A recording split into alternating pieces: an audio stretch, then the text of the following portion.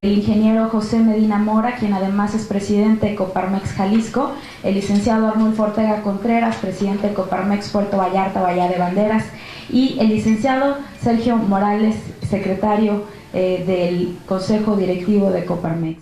Muchas situaciones violentas con los taxistas tradicionales. ¿Cuál es la postura que tiene la Coparmex sobre esta empresa?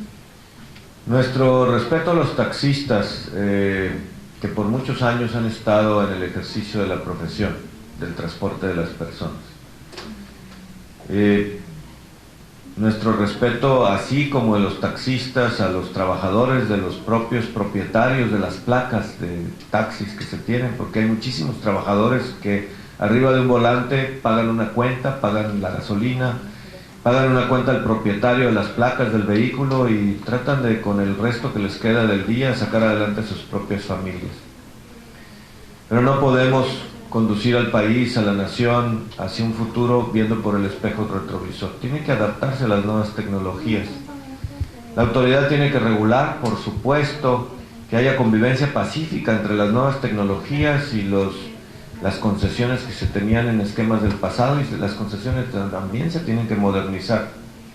En algunos países se les ha dado, o en algunas regiones se les ha dado la oportunidad que los taxistas se modernicen, que entren en las tecnologías, en la seguridad para sus clientes, sus pasajeros, y que modernicen sus vehículos y que modernicen la conectividad entre las personas para utilizar sistemas como Uber. Hay otros iguales, pero igual nos podrían incorporar las tecnologías a los propios taxistas. Pero no podemos detener el desarrollo tecnológico de convivencia social entre las personas. Solo la única oportunidad es poner el piso parejo para todos y que las personas tengan la oportunidad de salir adelante a través de una política pública que los regule, pero que no los limite. Limitar la libertad, la creatividad, es limitar el progreso y el desarrollo. La autoridad lo que tiene que hacer es solo poner los cauces por los cuales podamos convivir entre taxistas o taxis de Uber y taxistas tradicionales. Orden, pero sin menoscabar la libertad y el avance tecnológico.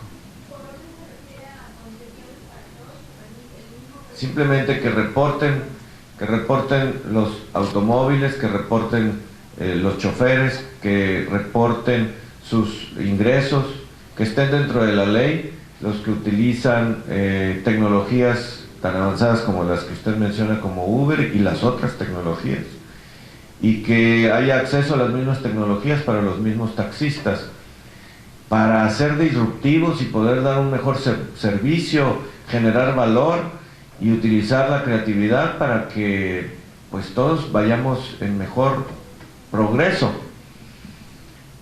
Le voy a poner un ejemplo. En mi ciudad, yo era comerciante, hoy soy industrial. En 40 días cambió completamente la cultura comercial de mi ciudad. Y en lugar de que el comercio se diera en el centro de la ciudad donde yo tenía mi tienda, el comercio se fue hacia las afueras de la ciudad, a centros comerciales, que se inauguraron 2 centros comerciales con todas las comodidades fuera del centro de la ciudad. El comercio cambió. Yo empecé a vender menos. No tengo yo por qué pedirle al gobierno que impida que llegue el progreso y el desarrollo y las comodidades para las personas. Yo podría haber pedido y exigido y salido a las calles para que impidiera que viniera la inversión y que me iba a perjudicar a mí en lo personal. En la libertad tiene que haber desarrollo para las personas y yo adaptarme como empresario, como comerciante. El mismo llamado tiene que ser para todos los mexicanos. Adaptémonos al cambio, a la tecnología, a la apertura. Seamos disruptivos, seamos muy creativos y generemos valor para lo que sigue. No construyamos México por el espejo retrovisor.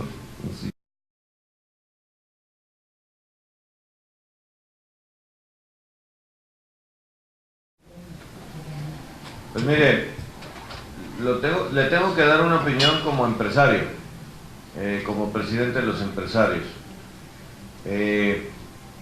Por todos es conocido que la lactancia es benéfica para los hijos de las señoras, de los nuevos mexicanos, y que de cualquier forma es una decisión de los propios padres en su libertad cómo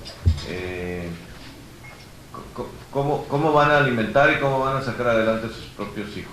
Dentro de la política pública, nosotros consideramos que debe de haber orientación, información, para que las personas puedan tomar sus propias decisiones. En el ejercicio de la responsabilidad de ser padre o madre de familia, y nosotros como empresarios facilitar que el ejercicio de la paternidad y la maternidad tenga un cauce de promoción para que las madres de familia puedan ser trabajadoras al mismo tiempo y puedan cumplir con su labor de madres. Las decisiones personalísimas de cómo formar a sus hijos desde recién nacidos, pues es una decisión que lo único que tenemos nosotros que hacer como empresarios es facilitarles la información y que sea una decisión propia, porque lo más importante de todo en un país democrático y libre es que las personas tengan la información, un Estado de Derecho para cumplir con la ley y al mismo tiempo la libertad y la responsabilidad para tomar sus propias decisiones.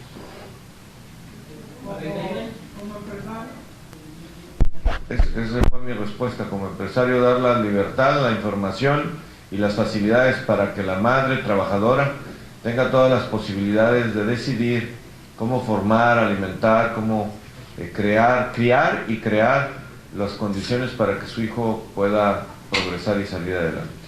Nuestra función es generar unidad, información, promover a las personas y que tengan la información suficiente para decidir por sí mismos.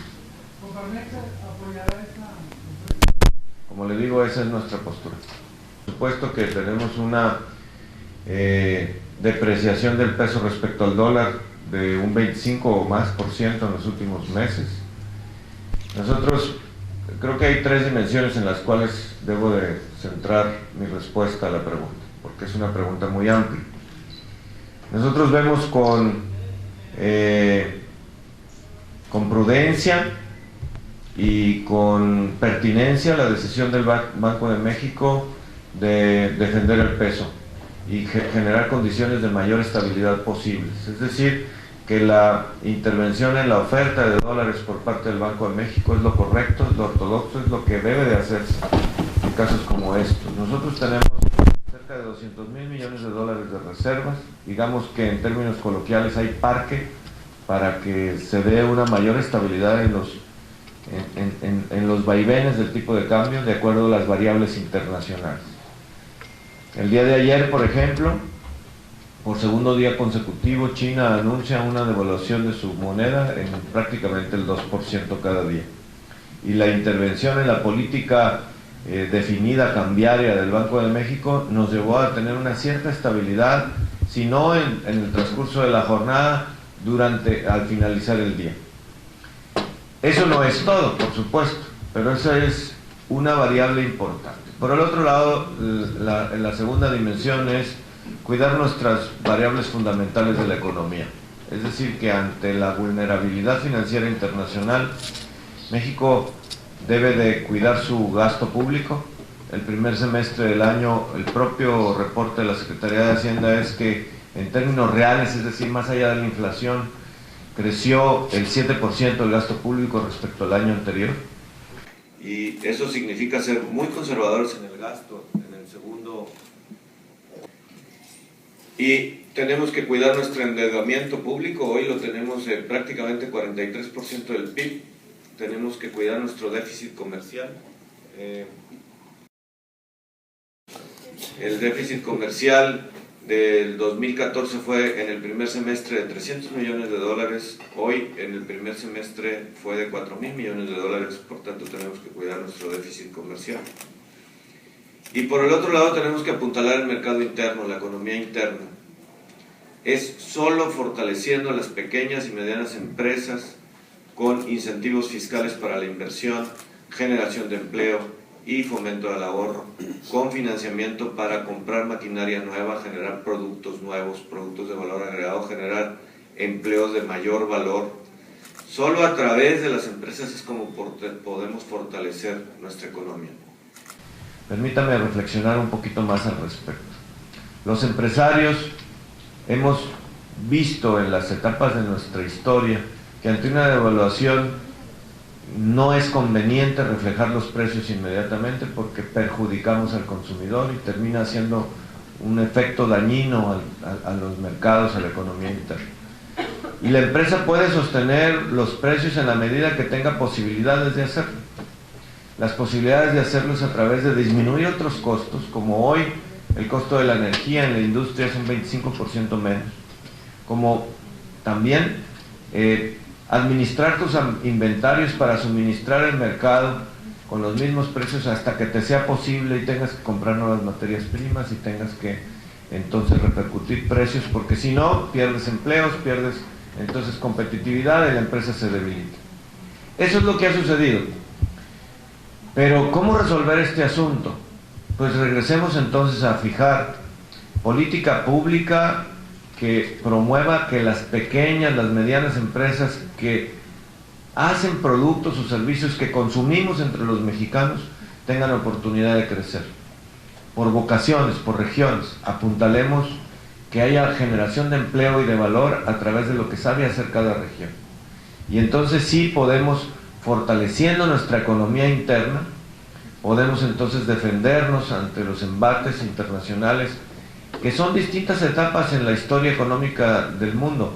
Hoy estamos teniendo una, y que en la medida que hagamos mejor nuestra tarea hacia lo interno, en la medida que tengamos una economía interna fuerte, en la medida que menos vulnerables vamos a ser.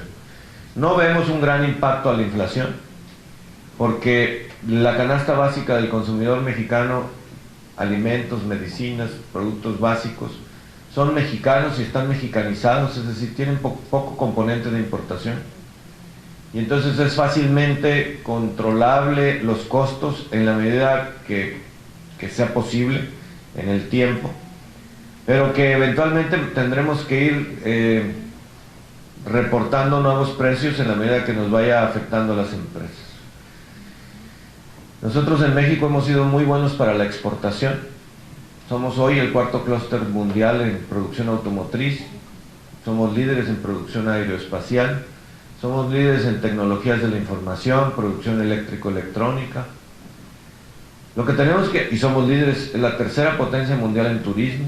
Lo que tenemos que hacer es mexicanizar nuestras exportaciones. Que cada coche automóvil que se va a la exportación lleve más productos mexicanos, fabricados por mexicanos con tecnología mexicana.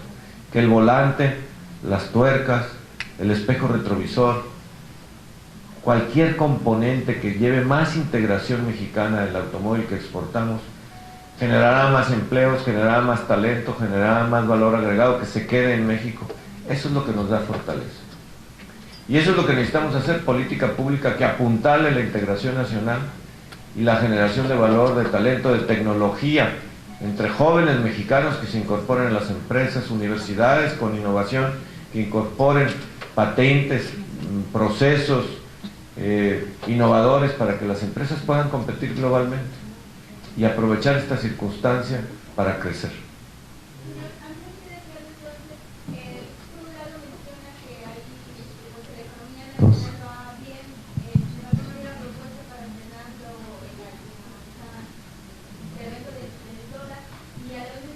Propuestas que bueno que se han mencionado toda la vida, ¿no? De incentivos a las empresas, de apuntalar los valores, de crear, de apoyar a las microempresas. Entonces, a nivel nacional, economía, no me queda clara su postura, si entonces va bien, va mal, o no, pues todo lo contrario. Mire, no, lo que pasa es que lo que me preguntaba su compañero es ¿qué podíamos hacer ante el tipo de cambio y qué repercusiones va a tener en la economía?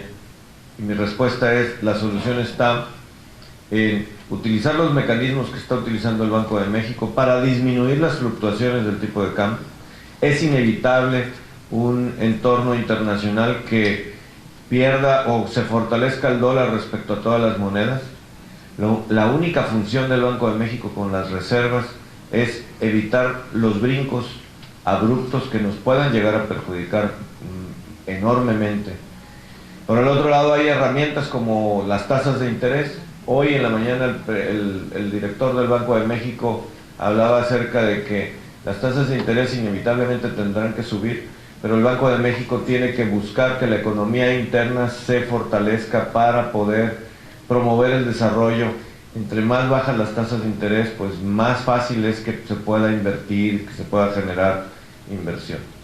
¿Cuál es mi postura? Pues evidentemente el Banco de México ayer hizo un ajuste hacia 2.1 en promedio de sus expectativas de crecimiento para este año. Nos preocupa el crecimiento y nuestra propuesta de solución es apuntalar la pequeña y mediana empresa internamente, en la economía interna. Es importante las exportaciones, pero es muy importante que lo que nos compramos entre los mexicanos sea apuntalado y se genere más valor. Política pública de incentivos fiscales, política pública de financiamiento, de banca de desarrollo y banca comercial y desregulación, es decir, menos trámites para que las empresas puedan tener oportunidades de generar empleos y generar más valor. Yo creo que por ahí está la solución, pero es integral, tiene que ser de tres partes. Continuar en la coyuntura, en la política cambiaria que está utilizando el Banco de México, que no nos evita tener contacto con el exterior, no podemos aislarnos, eso sería un error, pero por otro lado fortalecer internamente para ser menos vulnerables en inflación, en competitividad como país. Ahora, un tipo de cambio así, en lugares como Vallarta, turísticos, en donde el turismo recibe, como una compañía exportadora recibe dólares, pues bueno, es una oportunidad para crecer, es una oportunidad para ser más competitivos, para atraer turismo internacional, es una oportunidad para generar empleos, nuevos proyectos. Creo que tiene como todo pros y contras. El pro hay que aprovecharlo para generar desarrollo y oportunidades para las personas. Señor, para nadie es un secreto que la piratería china pues ha afectado a la economía mexicana, porque pues mucho del producto chino de mala calidad es mucho más barato que el producto mexicano y se vende mucho más. Estas últimas 3 devaluaciones en los últimos 3 días de la moneda china beneficiaría a México en determinado momento. Pues mire, lo que le beneficia a las exportaciones mexicanas y al mercado interno mexicano, lo que se produce en México es la depreciación del peso respecto al dólar de un 25% y una depreciación del yuan de solo un poco más del 4%. Esa comparación le beneficia más a los productos mexicanos. Pero ante la coyuntura, una depreciación del yuan pues tiene un valor cuesta arriba para las industrias mexicanas de cualquier forma, porque pues pone en competitividad las exportaciones chinas de cualquier forma. Y entonces ahí lo importante es que se fortalezcan las industrias mexicanas, tengan competitividad, tengan variables de productividad, incentivos para invertir en tecnologías, atracción de diseño, tecnología de compañías internacionales para que se establezcan en México y generar tecnología mexicana. Entonces sí hay un efecto internacional de las devaluaciones chinas y sí hay una pérdida de competitividad comparativa al devaluarse la moneda china, pero también hay que considerar que ya llevamos un 25% de devaluación de la moneda mexicana. Buenas tardes. Quisiera preguntarle su postura sobre la política de salarios mínimos. También se habla mucho de la necesidad de capacitación, de profesionalización, pero hoy en día ya no es como antes, cuando la gente antes se capacitaba o estudiaba y ganaba más, ahora ya no, ya está cambiando la situación. Yo no sé si el asunto de los salarios mínimos sea ya algo pues que ni siquiera opera, pero ahí está, ¿no? Como existiendo. Sí, en salarios mínimos tenemos retos muy importantes. Más de 600 leyes están relacionadas con el indicador salario mínimo, sobre todo el salario mínimo general del Distrito Federal. La Comisión Nacional de Salarios Mínimos sigue trabajando, está vigente. La Coparmex ocupa, junto con otras organizaciones empresariales, la representación patronal dentro de las negociaciones tripartitas, gobierno, trabajadores y empresarios. Y lo que hemos decidido es buscar la homologación de las zonas geográficas, de tal forma de que si es posible y las condiciones se dan pronto, podamos tener una sola zona geográfica, es decir, un solo salario mínimo en todo el país. Y eso ayuda a la competitividad, por supuesto, y ayuda a los ingresos de los trabajadores. Pero vale la pena algunas reflexiones acerca de esto. Primero tenemos que desvincular el salario mínimo de tantas leyes, o sea, tiene que ser independiente. El salario es el ingreso de los trabajadores y debe ser referencial para las negociaciones obrero-patronales en las empresas. Segundo, después de desvincularlo, porque ya no tiene que ser base para multas, para recargos, para cuotas, que la ley lo referencia. Pero por el otro lado, el salario, el ingreso de los trabajadores tiene que estar ligado a la productividad y a las circunstancias particulares de cada tipo de industria. Nunca puede ser general. Después de la crisis del 95, hace 20 años, nosotros propusimos un diálogo social para aumentar la productividad y poder salir adelante en las empresas y con los empleos que teníamos en México. Y eso nos llevó a que en la nueva cultura laboral pudiéramos acordar, trabajadores y empresarios, que por productividad se elevaran los ingresos de los trabajadores. Consecuentemente, no puede ser antes porque debilitas a la empresa, pero cuando la empresa empieza a ser más productiva tiene las posibilidades de liberar recursos y compensar a sus trabajadores adecuadamente. Esa es la responsabilidad social de la empresa. En 1995 el 70% de los trabajadores formales en México estaban con un salario mínimo. Hoy solo el 3% de los trabajadores formales están en un salario mínimo. La mayor parte de las empresas formalmente constituidas pagan entre 3 y 4 salarios mínimos. Desafortunadamente, las circunstancias nos han llevado a que no podamos subir más los ingresos de los trabajadores en los últimos años por productividad, porque el motor del crecimiento de México han sido las exportaciones, pero el mercado interno todavía tiene muchos retos que afrontar para que la empresa tenga las posibilidades de incrementar los salarios. Lo que quiero decir con esto es que solo con productividad el ingreso del trabajador sube y el salario mínimo general sigue siendo solo una referencia que la Comisión Nacional de Salarios Mínimos le da a las empresas, de decir, hay que subir los salarios en tanto por ciento cada año y en tu posibilidad acuerda con tus trabajadores qué bonos de productividad o qué compensación puedes dar para que se aumente el ingreso de los trabajadores de manera integral. Por eso hemos ido mutando del 70% de los trabajadores de un salario mínimo a solo el 3% de un salario mínimo y el 97% arriba de un salario mínimo. Pero el gran problema que tenemos es la formalidad, porque aún así tenemos 6.3 millones de trabajadores que tienen un salario mínimo, de los cuales 6 están en la informalidad. Es decir, en la informalidad, donde no se da la productividad, es donde tenemos el reto del ingreso de las familias, de las personas en México. Y entonces, no por decreto vamos a aumentarles el salario a las personas, se los tenemos que ir aumentando en productividad. ¿Cómo lograr la productividad en las informales, en las empresas informales? Nuestra propuesta no es persiguiéndolas, nuestra propuesta es promoviéndolas para que crezcan.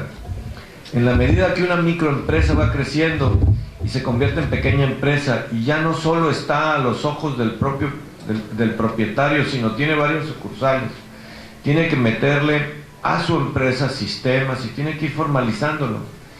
Y entonces tiene que ir reportando y en el crecimiento es como se va formalizando la empresa.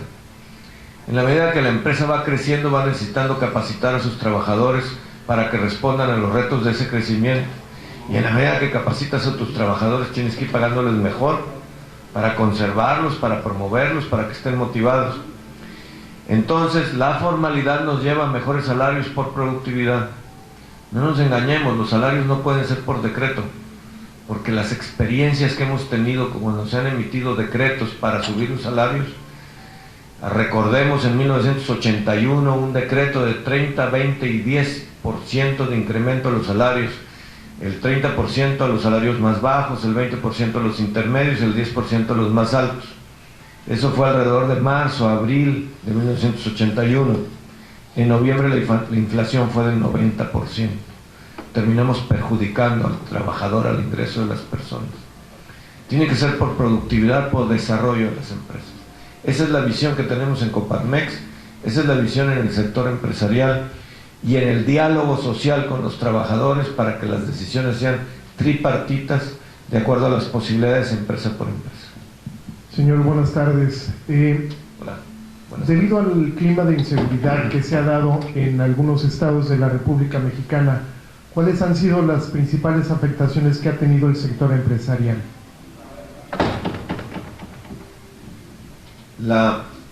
Según la encuesta del Banco de México, en los últimos 10 años el principal problema que se tiene en México para el desarrollo es la inseguridad. A pesar de los esfuerzos, que también hay que reconocer que los indicadores de seguridad han mejorado en México en los últimos años, aún tenemos retos muy importantes, sobre todo en algunas regiones del país y en algunos delitos muy serios.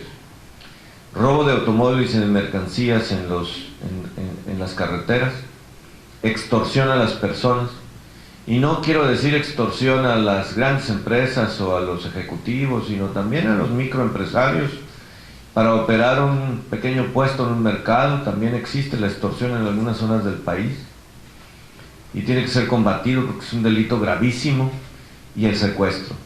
Y también me refiero al secuestro de personas, de ciudadanos de a pie, de personas que no tienen seguro regresar a sus casas por las tardes, por las noches después del trabajo. Yo creo que esos son los delitos más importantes que inhiben la actividad económica en algunas regiones del país, que afortunadamente cada vez son menos, pero aún persiste un problema muy serio que tiene que ser atendido en coordinación por autoridades locales, autoridades estatales y autoridades federales. Por eso nosotros estamos proponiendo el mando único, estado por estado, en donde la voluntad política de los presidentes municipales, los gobernadores y la federación se unen para tener un solo mando. Ha venido resolviéndose los problemas de inseguridad y surten mejor efecto cuando tienen un solo mando, que cuando hay distintos mandos que se confunden entre sí y son menos efectivos para brindar seguridad. Las calles son nuestras, las plazas de convivencia son nuestras, el malecón es nuestro, de los mexicanos. Son los lugares de convivencia y tenemos que convivir en paz.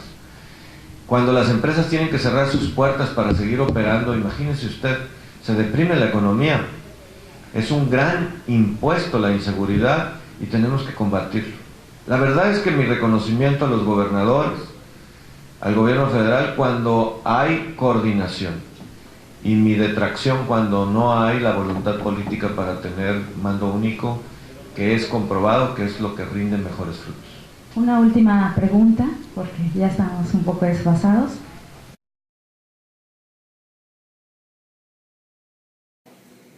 Gracias. Lourdes Martínez, de Tribuna de la Bahía. Preguntarle su opinión de la Coparmex sobre este nuevo sistema de transporte Uber que ya opera en la Ciudad de México, opera en Guadalajara. Sin embargo, se han dado muchas situaciones violentas con los taxistas tradicionales. ¿Cuál es la postura que tiene la Coparmex sobre esta empresa? Nuestro respeto a los taxistas, que por muchos años han estado en el ejercicio de la profesión del transporte de las personas.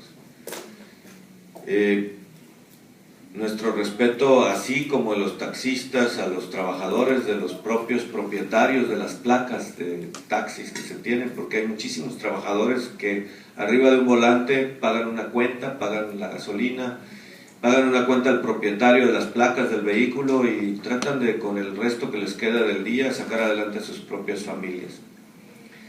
Pero no podemos conducir al país, a la nación, hacia un futuro viendo por el espejo retrovisor. Tienen que adaptarse a las nuevas tecnologías. La autoridad tiene que regular, por supuesto, que haya convivencia pacífica entre las nuevas tecnologías y las concesiones que se tenían en esquemas del pasado, y las concesiones también se tienen que modernizar.